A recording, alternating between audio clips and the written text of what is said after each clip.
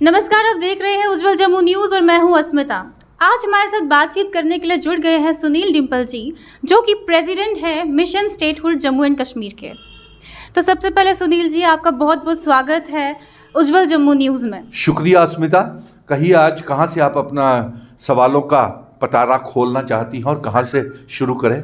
जी, सबसे पहला जो मेरा सवाल है पेंडोरा बॉक्स में वो ये है कि हाल ही में पीएम नरेंद्र मोदी जी ने दुबई जो इन्वेस्टर्स थे यूएई के, उनका जम्मू एंड कश्मीर में स्वागत किया है। इस पर आपकी क्या राय है? जी हाँ, मैंने भी आज ये प्रथम पन्नों के ऊपर सुर्खियों में प्रधानमंत्री जी का ये बयान पढ़ा है अस्मिता, जिसमें उन्होंने ये दुबई और यूएई में जो कश्मीर की ज़मीनों को हमारे लेफ्टिनेंट गवर्नर मनोज सिन्हा साहब ने बेचा है, नीलाम किया है, और किन शर्तों पे नीलाम किया है वो हमें मालूम नहीं, और बिना शर्त के वो ज़मीनें कश्मीर की भी वहाँ पे नीलाम कराए हैं, बेच आए हैं, और जम्मू की भी ज़मीनें जो है वो रियल इस्टेट वालों को 39 memorandum of understanding MOU sign करके बिना शर्त के, नॉन बाइंडिंग, बिना स्टेट सब्जेक्ट के, बिना लीज के कम दामों पे जमीनें बाहर के पूंजीपतियों को इन्होंने बेच दी। यानी कि जम्मू और कश्मीर को बेचा और नीलाम किया जा रहा है। हमारी आइडेंटिटी, कल्चर, इतिहास, हमारे बुजुर्गों की विरासत, हमारे महाराजा गुलाब सिंह जी की, हरि सिंह जी की रियासत को कौड़ियों के दाम में बिना शर्त के बेचा जा रहा है, हमें गिरवी रखा जा रहा है, और हमें बताया भी नहीं जा रहा अस्मिता कि किन शर्तों के ऊपर जम्मू कश्मीर की 1,30,00,000 आवाम और हमारी जमीन को बेचा और गिरवी हमें किस तरीके से रखा जा रहा है। और उसके ऊपर ये सवाल और ये प्रधानमंत्री जी नरेंद्र मोदी जी का यह बयान कि वो स्वागत करें इसे, तो हम ये उनसे कहना चाहते हैं, नरेंद्र मोदी जी आप हमें बताएं तो सही कि हमें किन शर्तों के ऊपर आपने गिरवी रखा है। हम तो मांग कर रहे हैं आपसे कि हमारा रियासत का दर्जा, विशेष अधिकार 370-35 से, और जो महाराजा हरि सिंह जी के जन्मदिन की छुट्टी का ऐलान घोषणा करें, वो तो आप कर नहीं रहे। महाराजा हरि सिंह जी के तमाम बनाए हुए कानूनों को आपने नजरअंदाज करके हमें तोड़ करके एक मामूली सी यूनियन टेरिटरी बना दिया, और जिस रियासत का, इतनी बड़ी खूबसूरत रियासत का विलय भारत के साथ हुआ था, आज उसका वजूद ही, उसकी पहचान, उसका इतिहास ही खत्म करने के लिए ये बयान नरेंद्र मोदी जी का आया है। आपने अभी अभी कहा कि ज़मीनें हमें बेच दिया गया है। ये आपने इस बिहाफ पर कहा कि जो बिना स्टेट सब्जेक्ट के उनको एंट्री मिल रही है, या कोई और रीज़न है? देखिए ना, हमारा इतिहास और डेमोग्राफी को क्यों बदला जा रहा है, इस बात का जवाब आपने जो सवाल किया है, यही सवाल तो हम लेफ्टिनेंट गवर्नर मनोज सिन्हा साहब से पूछ रहे हैं। यही सवाल तो हम देश के प्रधानमंत्री नरेंद्र मोदी जी से पूछ रहे हैं कि आप हमें यह तो बताएं कि किन शर्तों के ऊपर आप हमें बेच रहे हैं, नीलाम कर रहे हैं, और हमारी रियासत की डेमोग्राफी को बदल रहे हैं। इस तरफ तो वो आते नहीं। एलजी साहब भी यही कह रहे थे कि जम्मू कश्मीर को बेचा और नीलाम नहीं किया जा रहा है, और साथ में वो यह भी कह रहे थे कि कुछ नेता जो है वो डेमोग्राफी बदलने की अफवाहें उड़ा रहे हैं। क्या आपको ऐसा नहीं लगता कि ये जो एक इनिशिएटिव लिया गया है, इससे अनएम्प्लॉयमेंट कम हो सकता है? जी, हो सकता है, लेकिन इन्होंने तो बिना शर्त के उनके साथ वो किए हैं ना, मेमोरेंडम ऑफ अंडरस्टैंडिंग। हमारा ये कहना है अस्मिता, हम इसलिए विरोध कर रहे हैं, मैं सभी अपने जम्मू कश्मीर की आवाम को बता देना चाहता हूं कि मिशन स्टेटहुड, पहली तो हमारी मांग है कि हमारे जम्मू कश्मीर और लद्दाख को फिर से इकट्ठा किया जाए, और वो गुलाब सिंह जी, महाराजा हरि सिंह जी की वो रियासत जिसकी सरहदें POK गिलगिट बल्टिस्तान तक थी, हम उसे जम्मू कश्मीर के नए नक्शे में आज़ाद करवा करके लाना चाहते हैं। नंबर 2, आपने ये सवाल, बड़ा अच्छा सवाल किया कि क्या इससे लोगों को रोजगार नहीं मिलेगा। अरे साहब, आपने रोजगार, बेरोजगार नौजवानों के लिए क्या शर्तें रखी हैं रियल इस्टेट के उसके बाद, और साथ में हमें तो मालूम ही नहीं है। और फिर जो नौकरियों का हम इसलिए विरोध कर रहे हैं कि आप इन पूंजीपतियों को, जिन भी इन्वेस्टर्स को जम्मू कश्मीर की जमीन देनी है, उन्हें लीज के ऊपर दें, लीज के ऊपर 99 साल के, 99 ईयर्स के। हम पहले भी देते थे, लेकिन वो इन्वेस्टर्स आते हैं, पावर प्रोजेक्ट्स के घोटाले करते हैं, सब्सिडीज लेते हैं और उसके बाद बेच के और दिवालिया शो करके भाग जाते हैं।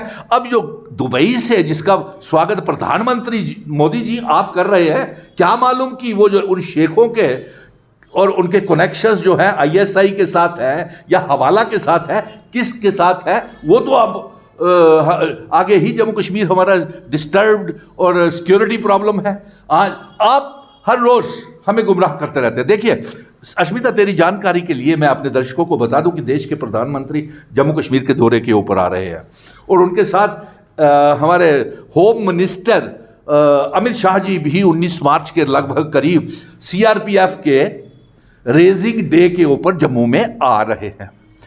तो मैं ये कहना चाहता हूं कि आप दोनों, प्रधानमंत्री नरेंद्र मोदी जी और गृह मंत्री अमित शाह जी, हमें ये जवाब दें, आप दौरे के ऊपर तो आ रहे हैं, आप ये बताएं कि पीओके गिलगित बल्टिस्तान को आजाद करवाने के लिए आपके पास क्या मंसूबा है। हर रोज ये बयान देते हैं कि पीओके हमारा अगला एजेंडा है, चाहे वो पीएमओ मंत्री हो, चाहे वो जितेंद्र सिंह हो, चाहे भारतीय जनता पार्टी का कोई भी नेता हो, वो इसको राग अलापते रहते हैं, लेकिन जमीनी स्तर के ऊपर कुछ नहीं करते हैं। और इसके साथ साथ मैं आपको ये बताऊं कि आप ये बताएं, दोनों दौरे के ऊपर आ रहे हैं मोदी जी भी और शाह साहब भी, अमित शाह जी, तो आप बताएं हमारी रियासत का दर्जा कब वापस करेंगे, हमारा विशेष अधिकार 370-35 से स्पेशल स्टेटस, हमारे महाराजा हरि सिंह जी के जन्मदिन की छुट्टी का ऐलान कब करेंगे, हमें यह चाहिए। आप 300 सांसद, 70 मिनिस्टर, यानी कि 370 तोड़ने के बाद 370 आपके मिनिस्टर और सांसद दौरा लगा करके गए, जम्मू को कुछ नहीं मिला। आपके पास हमारे जो ऑल पार्टी मीटिंग में प्रधानमंत्री जी की, अश्मिता, यहाँ के वो जो नेता गए थे, वो उनको भी कुछ नहीं मिला, वो लेकर के कुछ नहीं आए। और इसके साथ साथ डीलिमिटेशन कमीशन जो है, वो उसकी जो रिपोर्ट आई है, वो तो हमारे जम्मू कश्मीर की बर्बादी की रिपोर्ट आई है। और साथ में हम कहें कि ये जो डीलिमिटेशन कमीशन की रिपोर्ट है, आप इसे वापस लीजिए और हमें यह मंजूर नहीं है। आप पहले हमारी रियासत दीजिए हमें वापस, अश्मिता, नंबर 1। नंबर 2, आप 2021 के सेंसस के मुताबिक डिलिमिटेशन करवाएं, चुनाव जब मर्जी करवाएं, हमें उससे कुछ लेना देना नहीं है। और नंबर 3, मैं आपको ये बताऊं, ये हमें अपनी रियासत, और मैं ये नेशनल कॉन्फ्रेंस, कांग्रेस, अपनी पार्टी पीडीपी, सभी नेताओं को ये बता दूं कि जिस तरीके से आप कोई मेहनत नहीं कर रहे हो, सिर्फ बयानबाजी, प्रेस कॉन्फ्रेंसेस करते हो, इस तरीके से 100 साल तक हमें रियासत का दर्जा वापस नहीं मिलेगा। आप वहां प्रधानमंत्री जी के कार्यालय में गए थे, यही नेता, आप वहां से क्या लेकर के आए? आप डीलिमिटेशन कमीशन से मिले थे, सारे कांग्रेस के भी, नेशनल कॉन्फ्रेंस, पीडीपी, अपनी पार्टी के सारे नेता मिले थे, क्या लेकर के आए? कुछ नहीं। और आप जमीनी स्तर के ऊपर कुछ नहीं कर रहे हैं। आज देश के प्रधानमंत्री क्यों खामोश हैं अश्मिता? पूरा देश जल रहा है और वो कर्नाटका से लगी आग वो मेरे जम्मू कश्मीर तक फैल गई। वो हिजाब कंट्रोवर्सी, बुर्के की कंट्रोवर्सी वाली आग। मैंने पहले दिन से ही, जब से ये 1 सप्ताह से ये ज़्यादा ये विवाद चल रहा है, जिसका फसाद पूरे देश में खड़ा हो गया, जिसकी चपेट में हमारा कर्नाटका, महाराष्ट्र, दिल्ली और ना जाने तमाम रियासतें आ गई हैं, और आज फैलती फैलती हमारे जम्मू कश्मीर में और बठिंडी में भी मेरी बच्चियां वो नारे लगा रही थी कि हमें हिजाब भी चाहिए और किताब भी चाहिए। तो आपको इतराज़ क्या है? आप उनको, तो आपका मानना ये है कि जो गवर्नमेंट ने कहा है कि हिजाब नहीं होना चाहिए, तो आप कह रहे हैं कि हिजाब उनकी अपनी मर्जी है, आपका ऐसा मानना है कि आप सपोर्ट करते हैं हिजाब को? मैं सपोर्ट भी करता हूं, स्वागत भी करता हूं, और साथ में हमारे इंडियन कॉन्स्टिट्यूशन में तमाम मजहबों के लोगों को बराबरी का हक है, चाहे वो मुस्लिम है, चाहे वो हिंदू है, चाहे सिख है, चाहे जितना भी कोई, चाहे हिंदू, मुस्लिम, सिख, हम सब का बराबरी का हक है और ये फंडामेंटल राइट है। वो बेटी, हमारी बच्चियां, और फिर ये तो हिंदुओं में भी हमारे घूंघट होते हैं, सर ढकने वाली बात होती है। हम जब मंदिर और गुरुद्वारों में मस्जिद में जाते हैं तो सर ढक के जाते हैं, तो इसमें बुराई क्या है? हमारी सिख बहनें भी दुपट्टा लेकर के जाती हैं, ये तहजीब है हमारी, ये सभ्यता है, हमारा इतिहास है, तो इसमें किसी को बुराई नहीं होनी चाहिए। और साथ में अगर वो बच्चियां अपने आप को कंफर्टेबल, और उनका फंडामेंटल राइट है अपने आप को, आप एक तरफ से कहते हैं सबका साथ सबका विकास, लेकिन दूसरी तरफ से आप मुस्लिम और हिंदुओं के बीच में फसाद खड़े करवाते हैं। आप कहते हैं बेटी पढ़ाओ बेटी बचाओ, हाँ, लेकिन आप बेटी पढ़ने जब कॉलेज में जाती है तो कुछ दरिंदे उसका पीछा करते हैं। आज बेटी मांग रही है कि मुझे हिजाब भी चाहिए और किताब भी चाहिए, तो आप उसे पढ़ने नहीं दे रहे हैं। ये वोटों की राजनीति को मोदी जी, भारतीय जनता पार्टी बंद करे, अन्यथा इसके गंभीर परिणाम होंगे और हमारा देश इससे कमज़ोर हो रहा है।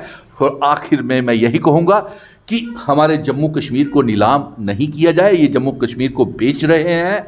और हमारे बेरोजगार नौजवानों के साथ हमारे रक्षा मंत्री राजनाथ सिंह जी ने और अमित शाह जी ने ये वादा किया कि बच्चों की बॉर्डर बटालियन बेटों और बेटियों की बनाएंगे, तो आज वो बच्चे सड़कों के ऊपर है। हमारे पीएचई, पीडीडी, पीडब्ल्यूडी के डेली वेजर्स के साथ आपने वादे किए, विलेज डिफेंस कमेटी, एसपीओ और होम गार्ड्स के साथ इन सब ने वादे किए भारतीय जनता पार्टी के, प्रधानमंत्री से लेकर के गृह मंत्री तक, लेकिन उनकी सुनाई कहीं नहीं हो रही। और वो लोग धरने प्रदर्शन, और यहाँ तक कि उनको बालों से नोच नोच कर प्रेस क्लब में, विक्रम चौक में मारा जाता है, लाठीचार्ज की जाती है और जेलों में भरा जाता है। हमारे डेंटल सर्जन्स की कोई सुनवाई नहीं हो रही। जेके एसएसबी पब्लिक सर्विस कमीशन के जो एडवर्टीजमेंट्स थी सारी विड्रॉ कर ली गई। बेरोजगारी बढ़ती चली जा रही है, रियासत का दर्जा हमें वापस नहीं मिल रहा, और झूठ के ऊपर झूठ ये बोलते चले जा रहे हैं। आखिर में मैं यही कहूँगा, ये कत्ल भी करते हैं तो कहीं चर्चा नहीं होता, हम आह भी भरते हैं तो हो जाते हैं बदनाम। अस्मिता, 5 अगस्त 2019 में के बाद इन्होंने जब रियासत को तोड़ा, और जब जम्मू कश्मीर की बर्बादी का इतिहास लिखा जाएगा तो भारतीय जनता पार्टी का नाम काले अक्षरों में स्याही के साथ जम्मू कश्मीर की बर्बादी के इतिहास में लिखा जाएगा। तो ये थे हमारे साथ सुनील डिम्पल जी। आपने देखा इनका नाराज़गी जो थी सरकार को लेकर, कि इनका ऐसा मानना है कि जम्मू कश्मीर को बेचा जा रहा है, ये एक जो अनएम्प्लॉयड यूथ है हमारा, उसके साथ एक मजाक हो रहा है। तो इस पर इनकी जो राय थी वो हमने जानी। उज्जवल जम्मू न्यूज़ के साथ मुझे दीजिए इजाज़त। मैं अस्मिता।